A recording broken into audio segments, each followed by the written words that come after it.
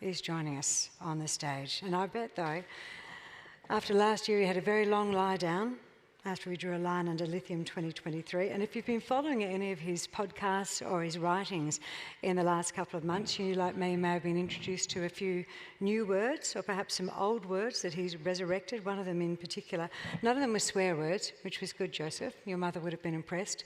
But I love the use of the word prognostication. Nothing like a good old prognostication. You're not going to say, yeah, I like that. Prognosticator. So he had 1,000 other prognosticators who all got the price for 2023 wrong. There'll be a quiz on this with Dr. Seuss afterwards. And the other one, though, that you brought out, which I'd never heard before, and I think Dr. Seuss would have been impressed, you did make this up, was a lithium enema. That's your own title. Lithium enema, yeah. A lithium enema. So with that in our mind and the knowledge that you are indeed the expert, I'm going to hand over to you and let you introduce us to your esteemed panel. Would you please make Joe very welcome, everyone? All right. Anthony C., who is now known as the #1 lithium-free agent, rather than the former chief executive of Galaxy Resources. Dr. Francis Whedon, the executive chair of Vulcan Energy, and a repeat guest from last year, John Worth, the DLE guy. All right, we're going to start off. And we're going to get you out of here for drinks really quickly. This is going to be painless. Hopefully you're all awake in 15 minutes. But the warm-up question, and we'll start with you, John, and we'll just go down the line. Tell us about your feelings about, since, you know, we've called this panel After the Fall, which, I don't know, I think that was a Brad Pitt movie. But how are you feeling about lithium sentiment right now? It's interesting, isn't it? Not many commodities are as susceptible to price swings as lithium, right? You don't see this in the base metals to the same extent. So I think you have to look at what's happened in lithium with a grain of salt and say, are the underlying fundamentals still strong? You know, our belief is that they are. Anybody who's driven one of those Polestars in the exhibition hall, you know, knows that our next cars will be EVs because they're better, right? So that means the fundamentals are strong. And while we'll see some price volatility, our project number hasn't changed. We still think projects should be modelled at $20,000 a tonne LCE. So we think it's an anomaly, but stay strong. Francis. Well, I would tend to agree. I only know essentially 3 markets in the world that are growing at the compound annual growth rates that we're seeing in the lithium sector. It's lithium, batteries, and EVs, essentially. So, I mean, honestly, the sentiment hasn't changed when you speak to off-takers. We've got exclusively European-based off-takers, and the sentiment hasn't changed since 2021, when obviously the price went ballistic. I lost power there. Maybe I'll defer. You got power? Yeah, I think testing. Do I have power? No. No, we're all off.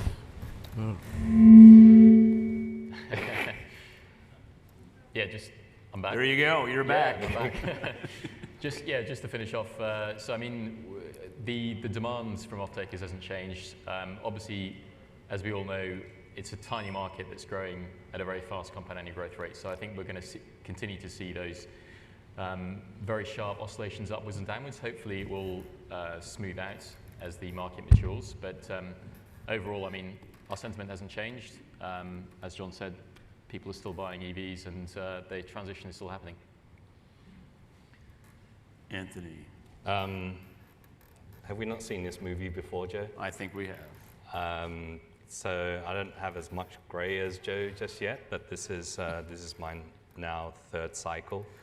And I think from when I started in the industry to now, you're looking at, in terms of 2024, you're looking at a 10x larger market than how big the market was when I first started over a dozen years ago. The second thing is, in terms of every reset that we've had in the cycle, and this is now my 3rd cycle of ups and downs, versus the last cycle, we've basically reset to a level of, you know, our lows are now today. I mean, I think you saw some of you may have seen there was latest some chatter online about the auction price that Albemarle achieved in terms of its latest spodumene auction, which was around, it works out to be about $1,200 US CIF China for us SE6 grade. That is essentially at least a 3x higher than where our previous low was in the last cycle.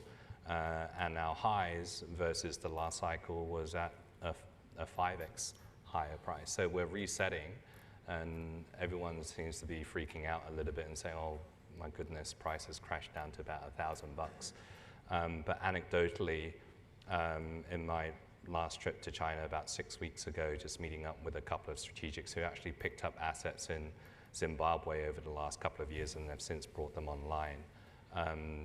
To summarize, you know, they're basically having to slow down or turn off some of that production because, in inverted commas, they can't make money at $1,000 spodumene. And so that kind of gives you a sense of where I think we are in terms of the price cycle.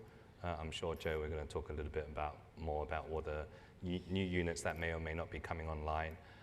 But in terms of general sentiment, we've reset to a much higher level than where we were 5-6 years ago in that 2018, 2019 peak and kind of the subsequent downturn since then.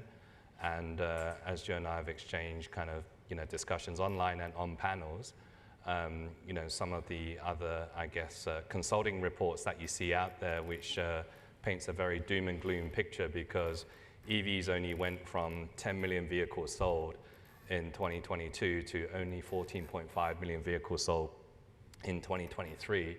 If a 35-40% year-on-year increase in demand is a bad year, I think, Joe, as you put it, I hate to see what a good year looks like. Well, let's stick with China for the moment, Anthony, and we'll go back down the line, starting with you. And how do you see the significance of the Guangzhou Futures Exchange in the discussion? Because you see a lot online about those numbers. And what's going to be the next price discovery tool that people use? First and foremost, to quote Mr. Lithium, there is not one price in lithium. We have a range of pricing depending on what product you're taking in which part of the world and whether you're on contract, off contract. So there is no price singular discovery. There are prices to be discovered. And to pin all hopes and sentiments on an indicator, whether that indicator is a published price from a PRA, from a price reporting agency that's a Western agency, it's a Chinese agency, it's a Japanese agency, or it's from a futures exchange. I mean, from an exchange perspective, lithium, the vast majority of lithium is not exchange traded, it's bilaterally negotiated, bought and sold. And so the volume of material that actually goes through exchanges is very, very limited. To the extent that, you know, for the cost of a car or even less, you could probably move the futures on a quiet day by a few hundred basis points. I mean, that is the level of potential for manipulation on futures price. So I ascribe very limited indicators of sentiment to whether it's the Wuxi or the Guangzhou Futures Exchange. Secondly, I mean, we've seen this in other materials as well, and I stopped short of calling lithium a commodity, but we do see it in some commodities. For example, you know, we have an LME price for cobalt, but the liquidity that's traded on the LME is so limited that it's not really represented. So, you know, your price discovery then actually has to go into more proprietary channels in terms of really understanding a mix of both spot prices that are being reported, as well as kind of industry discussions, as well as importantly, customs data, which is actually an accessible but often overlooked source of price discovery, whether that's import prices going into Korea or Japan for chemicals, or it's export prices coming out of South America. So those are the kind of the myriad of data points, along with the the PRAs, whether it's from Asia or it's from Western agencies that you can use as a basket of tools to arrive at a price discovery mechanism. Let's move back to Europe. And Francis, tell us a little bit about your project, and then how you see supply shaking out over the rest of this decade in Europe, whether it's from European projects or from conversion being built in Europe. Sure. So, well, we're actually a renewable energy company at the moment who are building an integrated renewable energy and lithium project. So we're actually producing geothermal renewable energy from brines at the moment, and what we've been piloting for the last 3 years is extracting the salts from those brines using an aluminate-based adsorbent of the kind that was invented by Dow in the 70s. I'm sure you know, Joe. Yeah. Essentially using electrolysis in the back end, making a lithium hydroxide from that. So it's integrated renewable energy, lithium salts and lithium chemicals. And the idea is to do this in a net energy positive way, so produce more renewable energy than we consume, thus having a carbon neutral footprint. Back to Europe, I mean, we think we can certainly play a part in that market. Phase 1 is 24,000 tons per annum of lithium hydroxide. And we see the potential for further phases ahead of us. However, I mean, we can only grow so fast. We are, capital constrained. We're people constrained with how quickly we can grow. And clearly, Europe's demand for lithium is well in excess of that. So I think our supply is really not going to touch the sides in terms of that demand. There are converters being built in Europe. They need supply from overseas. The hard rock production in Europe, well, there's no production at the moment. Some very small for the ceramics industry, but none for the battery industry. And so most of this, the supply that's due to come in is either supposed to come in from Canada or Africa. I'd say it's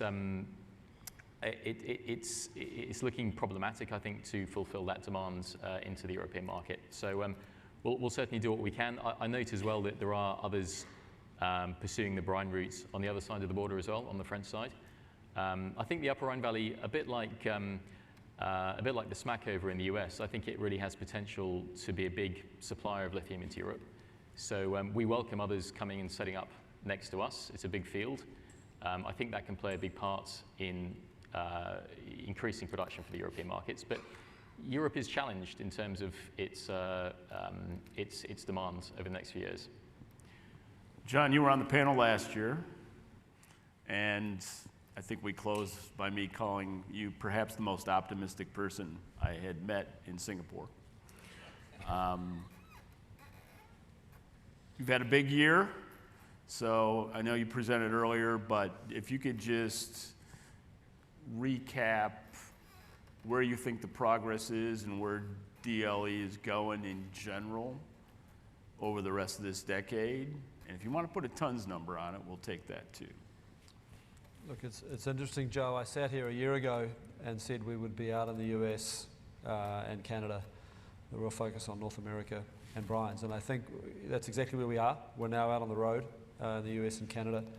We're working our way from California down through Texas and then up through the middle. So we are where we expected to be. I think what's interesting about North America is the degree of readiness on the brine side. There's a bunch of guys still pegging land, and oil and gas industry is just starting to really work out the potential of lithium. And so we're sitting there as a tech company saying, right, we want to be part of this. And it hasn't moved on the resource side perhaps quite as fast as we thought it might have moved. But now that it has moved, there's sort of this huge motivation to climb into it and to make something out of it. So, our big job this year is to figure out where we go at demonstration scale. So something that's doing sort of 200 to 500 tons LCE, to get one of those up, possibly two, potentially one on each side of the US-Canadian border, and really demonstrate that a whole range of these resources can make sense. Oil and gas brines, potash brines, clean formation waters. Very much an extension of what we've been doing in New Zealand for the last decade on geothermal brines. So we're very bullish about North America. We think it's enormously investable. It's probably got the best federal sort of support regime on the planet. Other jurisdictions are struggling to catch up. to make sure they don't miss out, and that's great. That's good for lithium wherever you are in the world. But I think for us, it's still very much a North American story. And then our job is the same as everybody else's, to get up through those stages, get to your first 5,000 tonne kind of module, and then get to 30, which is a real project. So we're on track in terms of the things I talked about last year. Okay, you're going to give me a 2030 number, a 2032 number, or have we backed away from those numbers? No, look, the DLE imperative is still there, and I think what's an unknown is who can put together, they're really simple ingredients, right? You've got three things to do. You've got to find a great resource, a tech that fits it, and someone to sell the product to, right? And I think that's what we're watching to see where those best opportunities are, right? You've seen some of those emerge, if you think about what Standard's doing. Yeah. Right, but there's not enough of those yet. There's not enough of those trifecta pieces glued together and getting into production. So that's the unknown. Anthony, you're the China expert, but there's a move to have China-free supply chains. How do you view that, and how practical do you think it is to try to engineer around China building a lithium-ion battery supply chain? So even if we were to take geopolitics out of it, I think as an industry, as a global industry that's growing so fast and has demands from all parts of the world, it makes sense whether you're making lithium raw materials or battery components or actually PPE or pharmaceuticals or anything else, to actually have not 80, 90%, 95, 98% concentration of any production of any material in any given part of the world, given what we've seen in the aftermath of whether it's COVID, whether it's conflicts that we see today, whether it's a ship captain that falls asleep at the wheel going up the Suez Canal. We've seen how much disruption can play a role in terms of the global supply chain today. So I think it's a much more broader kind of emphasis in terms of rejigging that supply, way beyond, I think, just the geopolitical discussion. So that's the first thing. So yes, globally we have demand in all pockets around the world. It obviously started off, with the lithium-ion battery demand primarily driven out of North Asia, led by China, Japan, and Korea over the past couple of decades, but we have new pockets of demand coming up in Europe, in North America, while it's still, small. China represented about 9.5 million vehicles out of 14.5 last year. 2.5 of that came from Europe, 1.5 came from North America, and the rest of the world made up the other 500,000. So we do have new demand coming from different parts of the world. There is a need also from not only a supply chain disruption perspective, but actually from a logistics cost. We're living in a much more aggressive and hyperinflation environment now. Cost of moving materials from A to B is a lot more expensive. But also just thinking about it from a sustainability perspective. I'm a first generation Tesla owner. The lithium unit that is inside my car, and I live in Hong Kong, started off life at your old company, Joe. Got produced in Argentina, then got sent to Bessemer City to be made into a hydroxide. That hydroxide unit then got sent to Shikoku Island, where Sumitomo Metals and Mining kind of converted it into an NCA cathode. By the way, they then shipped it back to Osaka to make it into a battery cell. That battery cell then ended up in Reno, Nevada to get assembled into a pack. The pack then got trucked on a lorry to Fremont, California, and then Tesla's shipped it over to Hong Kong to me. So the number of air miles that my lithium unit inside my car does is probably more than I fly today. So it does make sense to try and shrink those supply chains and to regionalize kind of hubs of capacity around the world. So that's the positive, that's the upside, that's the aspiration. Where the challenges lie, I think, are threefold. Actually, probably four. One is the technology. Two is the experience. We're standing up capacity in different parts of the world where it's never been done before. And yes, there's a lot of innovation and technology that's around the world, but the third part, which is the capital component, does not like risk. So it's always looking for the path of least resistance in terms of funding projects that not only have strong economics, but also have the strongest profile or downside protection in terms of risk profile of the project as well. Whether it's a conventional resource, an unconventional resource, whether it's a conventional jurisdiction, for example, Australia, Canada, Chile, Argentina, where lithium historically has been produced, or it's an unconventional jurisdiction where it's never been produced before. You know, for example, you know, Mali, Ethiopia, South Africa, different parts of the world, you know, Central Eastern Europe, Western Europe. And then capital is also a lot more scarcer now. And that's exacerbated by the fact that cost of projects have also gone up tremendously. So even if I just pick one jurisdiction, my previous company basically built a lithium mine back in 2010, 2011. By the time you fast forward 5-6 years and you saw Pilbara and Altura came online, the cost of capital of building a similar size mine was at least double. It's probably 2.5x. From where we are today, back to that last cycle when Pilbara and Altura came online, it's another 2-3x from there. So capital intensities have continued to go up. So when I first started in the industry, your average cap intensity, especially for South American brines, was somewhere between 12 to 16,000 US dollars a ton. The best proxy that we have from South America today is most recently Caucharí from Lithium Americas. They just closed out their tab for $987 million for 40,000 tons, right? So that's a 25,000 ton LCE. But when you're looking at other parts of the world, when you look at conversion capacity in Australia, it's anywhere between 5 to 7 times more expensive than doing the same conversion capacity in China. When you're looking at integrated capacity in North America, in Europe, again, you're looking at 5 to 7x compared to that of building the same capacity in China.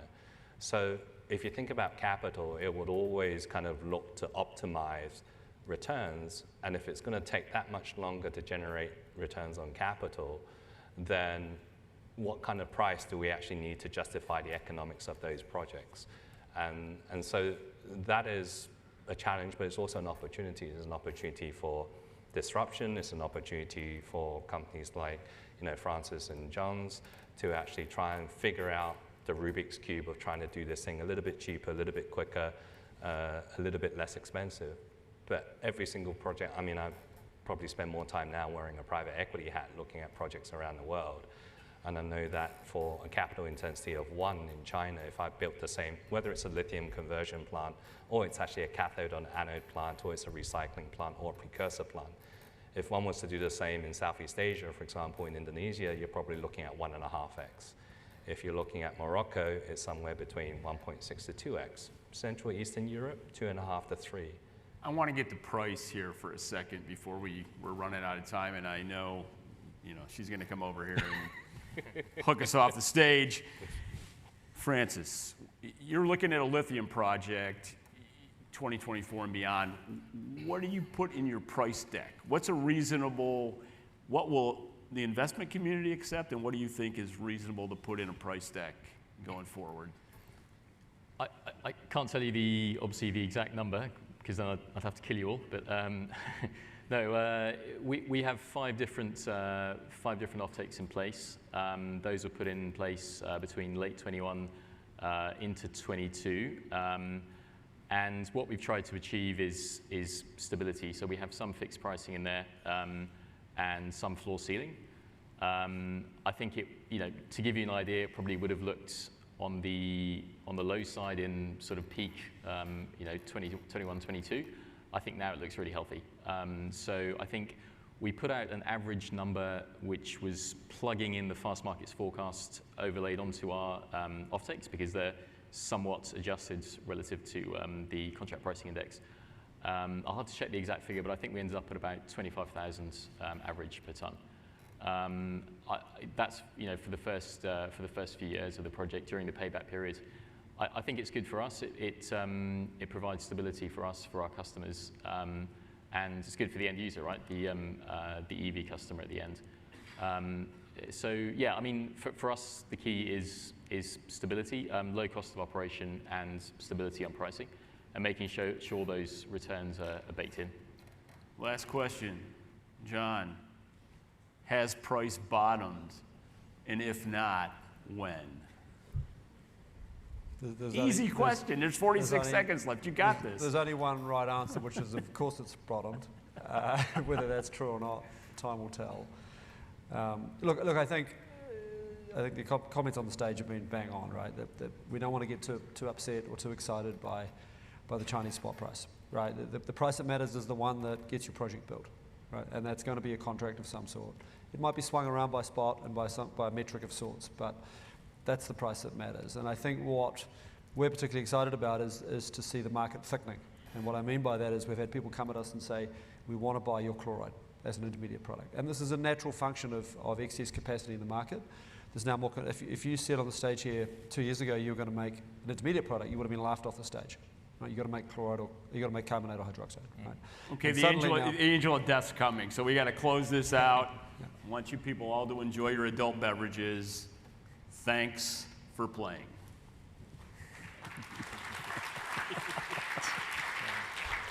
I wasn't even looking at you menacingly.